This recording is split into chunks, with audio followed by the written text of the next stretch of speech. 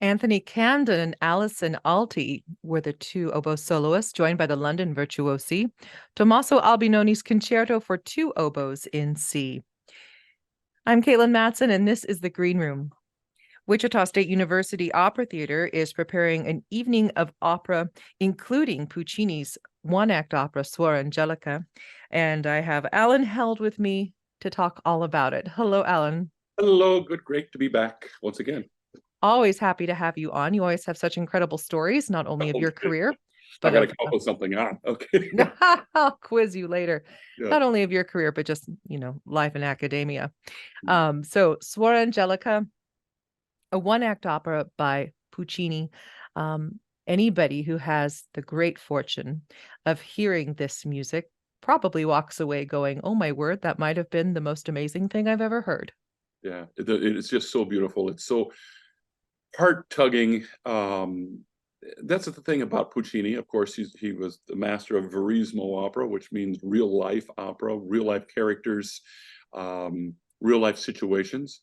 And here we hear the story of this young nun who has been in the sister house or at the church for about, 7 years, I think? Yes, and she's...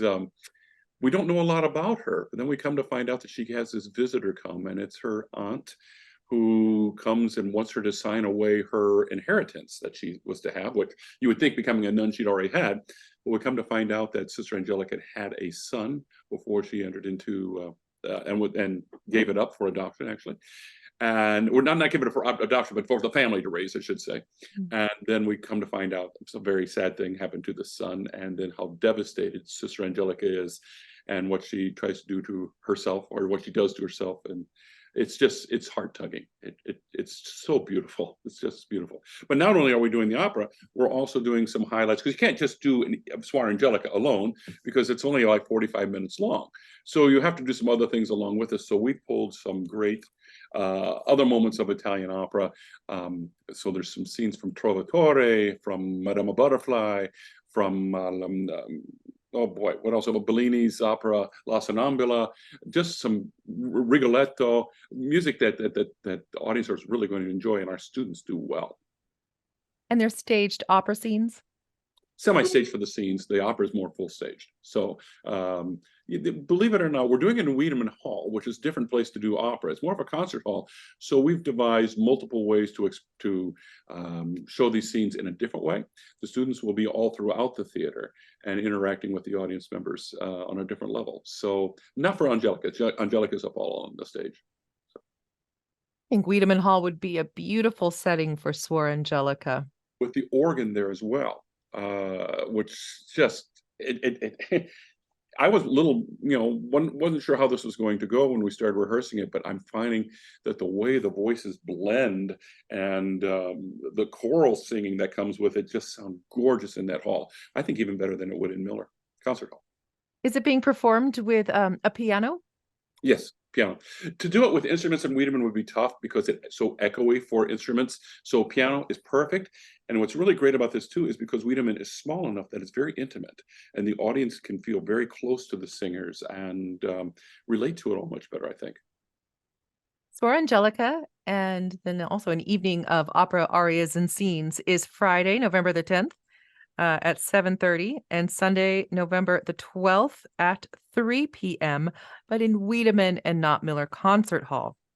To get tickets, you can call the Fine Arts box office, and that phone number is 316-978-3233. Or you can go online to wichita.edu/academics/fine. Oh, you know what? That's long. That's long. I was like, I'm going to tell this email address. No, I immediately regretted starting it.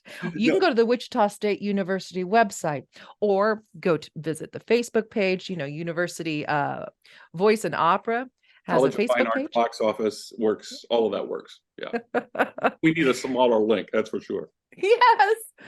Call them on the telephone. It's quicker. Call them on the telephone. It's quicker. We're so often we all seize up with anxiety when tasked with actually having to make a phone call anymore. Well, tell us more about the well, let's talk about the singers. So you Mm. always have a fine crop of both undergrad and graduate students. I would imagine for something like Suor Angelica, you have some of the older voices showcased. Of course. It's a big sing, especially for that lead role. As you know, as you are a former Wichita State University Suor Angelica, it is a difficult role. You don't give it to underclassmen, or rarely would you. So we have two graduate students. We would double cast. Will sing this role. It's the only role that we're double casting, and they don't get nights off because we sing a different role on the nights that they're singing the Badessa, the Mother Abbess, on the other nights, which is fitting as well.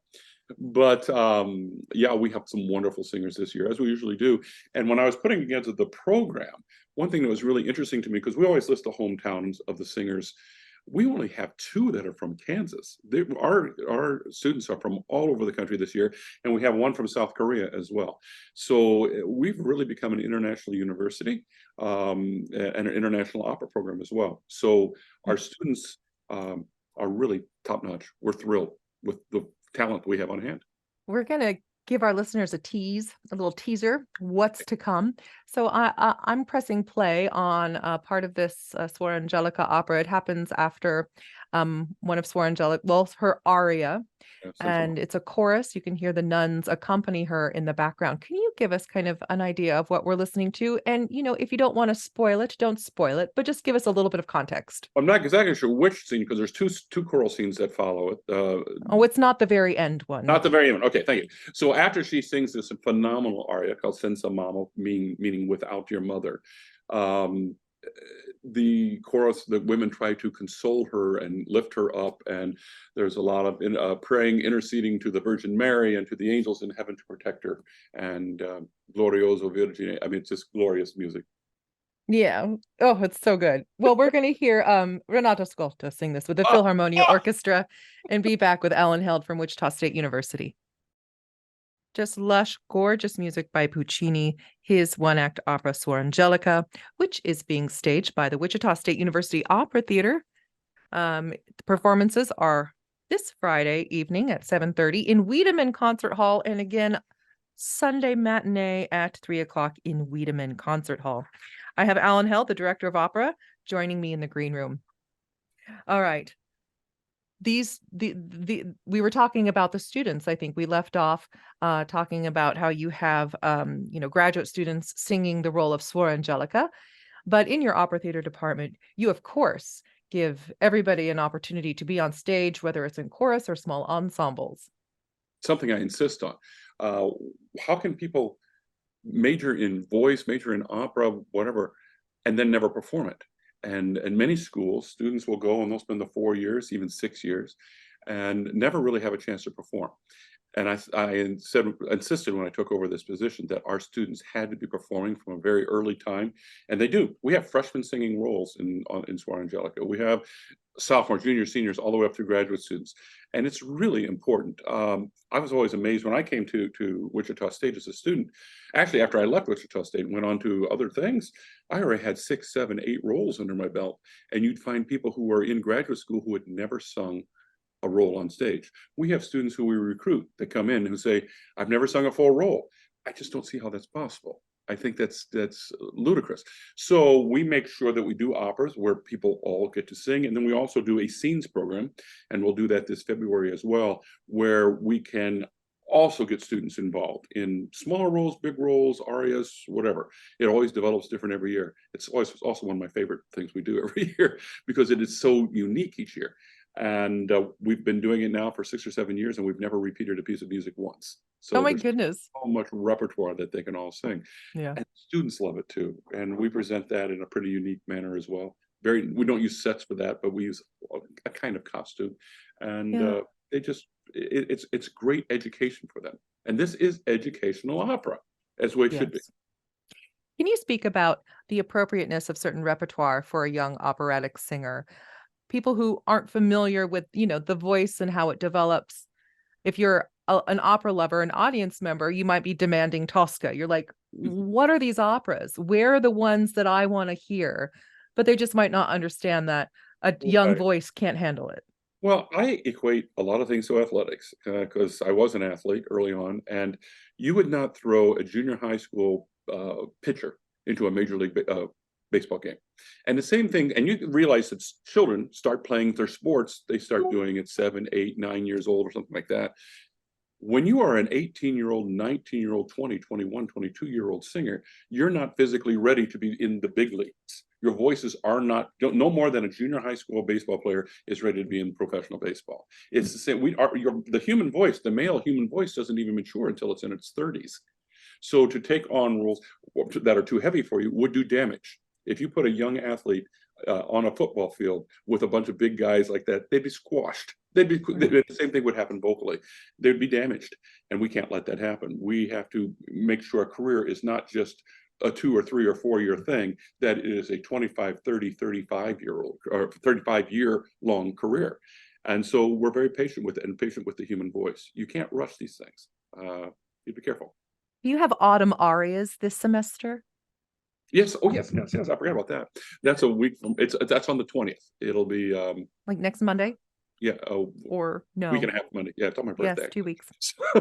Autumn arias is, and all the students. Well, not all the students, but several of the students in the program will get to sing. Some of them for the first time sing their very first opera or very first aria on stage during that concert, and we stream it online through the College of Fine Arts or the School of Music Facebook page. And that's a challenge to get up there for the first time when you know that thousands of people can be watching online. It's intimidating. And I have a little sophomore tenor who's going to sing Una furtiva lagrima from L'Elisir d'Amore. That's gutsy. Famous aria like that that's sung by all the greats, but he's going to try it out. So this is the place to do it. That's so wonderful. What lucky students you have, and a lucky audience who gets to hear Suor Angelica. Tell us one more time the details, what time it is and where it's at, and where do we go for tickets? It's in Wiedemann Hall, not the Miller Concert Hall. Wiedemann Hall, that's the hall with the big organ, the incredible instrument that we have here at WSU. And it's this Friday night at 7:30 and this coming Sunday at 3 o'clock. And they can get tickets by calling 316-978-3233. Alan Held from Wichita State University. Thank you for joining us in the green room. And please come back next semester when you are getting ready for the Marriage of Figaro. Great. I'll bring some of those students along. Oh, we'd love that anytime. Super. Thanks. Have a good performance. All right. Bye.